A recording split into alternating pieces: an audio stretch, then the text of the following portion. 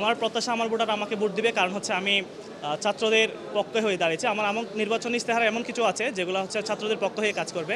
আমরা জানি হচ্ছে আমাদের এখানে যে স্থানীয় এবং যে শিক্ষার্থীদের মধ্যে যে একটা সমস্যা রয়েছে, আমি এটা নিরসনে সর্বোচ্চ হেল্প করতে পারবো। কারণ হচ্ছে আমি যেহেতু স্থানীয় একজন, আমি চট্টগ্রামের হাটহাজারীর মানুষ, তো এটিতে আমি সর্বোচ্চ হেল্প করব। এছাড়াও যে চট্টগ্রাম বিশ্ববিদ্যালয়ের যে অনাবাসিক শিক্ষার্থীদের যে সমস্যাগুলো আছে, যেমন পরিবহন সংকট কিংবা অন্যান্য জিনিসগুলো, এগুলা সংকটগুলো কাটা ওঠার জন্য আমি সর্বোচ্চ হেল্প করব। এছাড়াও আবাসন শিক্ষার্থীদের যে সমস্যা, যেমন হচ্ছে আপনার আবাসন সংকট কিংবা অন্যান্য যে জিনিস সংকট, খাবারের যে মান কম, এগুলো কাটিয়ে উঠতে আমি সাহায্য করবো ইনশাল্লাহ। এছাড়া আমার আরেকটি বড় ম্যানিফেস্টো হচ্ছে আমাদের চট্টগ্রাম বিশ্ববিদ্যালয়ে যে একটা, আমরা এখনও পর্যন্ত আমরা জানি আমরা পরীক্ষার সময় ব্যাংকে দাঁড়িয়ে লাইনে দাঁড়িয়ে টাকা জমা দিই। তো অনেক একটা ডিজিটালাইজের একটা ব্যাপার যে আছে, চট্টগ্রাম বিশ্ববিদ্যালয়টা অনেকটাই পিছিয়ে।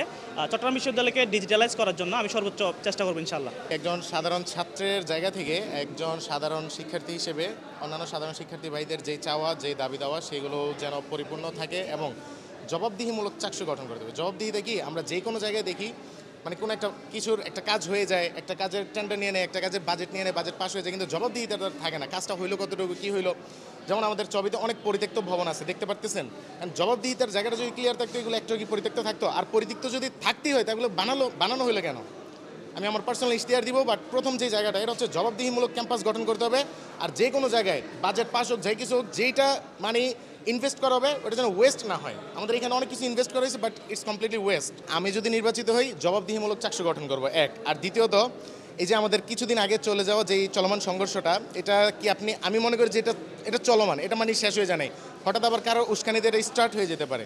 তো সেই জায়গাটাতে জুবরাবাসী বলেন, স্থানীয় বাসী, সবার সাথে আমরা স্ট্রং একটা সম্পর্ক তৈরি করব। হলে ওঠার পর থেকে আমরা হলের শিক্ষার্থীদের জন্য সকল কাজ বা সকল সমস্যাগুলো সমাধানের চেষ্টা করতেছি। হলের শিক্ষার্থীদের যেমন পাঠাগার নিয়ে সমস্যা ছিল, পাঠাগারের ব্যবস্থা করছি। তারপরে হলের আমরা বিতরক ক্লাব প্রতিষ্ঠা করছি। এর পাশাপাশি হলের বাঁধ আনার জন্য আমরা প্রভোস্টের কাছে আবেদন করছি বা প্রভোস্টের কাছে দাবি জানাচ্ছি আমরা হলের বাঁধ বৃদ্ধি করার জন্য। কারণ হলের আমাদের লকার সিস্টেম, হলের খাট টেবিল, এগুলো ভাঙ্গা। এর পাশাপাশি হলের শিক্ষার্থীদের জন্য আমরা হলের 9 দফা আন্দোলন করছি হলের বিভিন্ন সমস্যা নিয়ে। এরপরে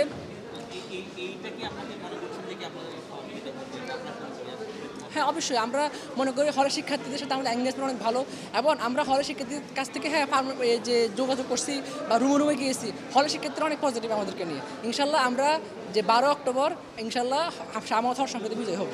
আমি হলের প্রত্যেকটা শিক্ষার্থীর যে কোনো প্রয়োজনে যে কোনো সময় আমার কাছে আসলে আমি তাদের সাড়া দিই এবং তাদের সাথে গিয়ে তাদের সমস্যার সমাধানে কার্যকর পদক্ষেপ নিয়েই কাজ করি।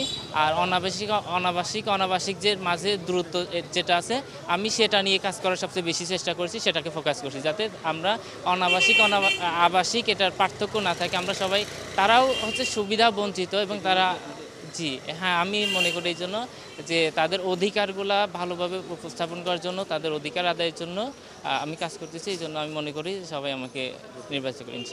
আসন্ন চাকসু সংসদ নির্বাচনে কেন্দ্রীয় সংসদে আমি যোগাযোগ আবাসন সম্পাদক পদে একজন প্রার্থী হিসেবে মনোনয়ন দাখিল করেছি আর কি। আচ্ছা, আমি ফার্স্ট অফ অল আমি 4th ইয়ারে 4 বছর ক্যাম্পাস আমি খুব ভালোভাবেই দেখেছি।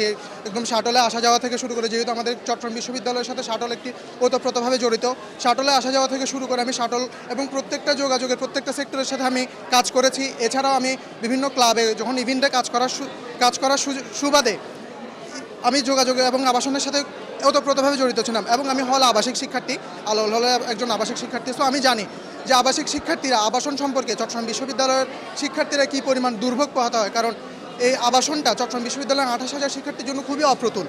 সো আমি ওই দুইটি সেক্টরে শিক্ষার্থীদের জন্য তাদের কণ্ঠস্বর হিসেবে তাদের জন্য কাজ করতে চাই। চাকসুর কেন্দ্রীয় সংসদ নির্বাচনে সবার কাছ থেকে তাদের মূল্যবান রায় প্রত্যাশা করছে। কেন ভোট দিবে? আচ্ছা হ্যাঁ, কেন ভোট দিবে, এই যে বললাম, আমার যেখানে তারা প্রবলেমটা ফেস করছে তাদের জন্য কাজ করব। তাদের যাতে ফিউচার আর কোনো প্রবলেম না হয়। যে 23% যে আবাসন, এই আবাসনটাকে আমি চেষ্টা করব যত দ্রুত সম্ভব বাজেটটাকে এখানে ইমপ্লিমেন্ট করে তাদের জন্য কাজ করতে।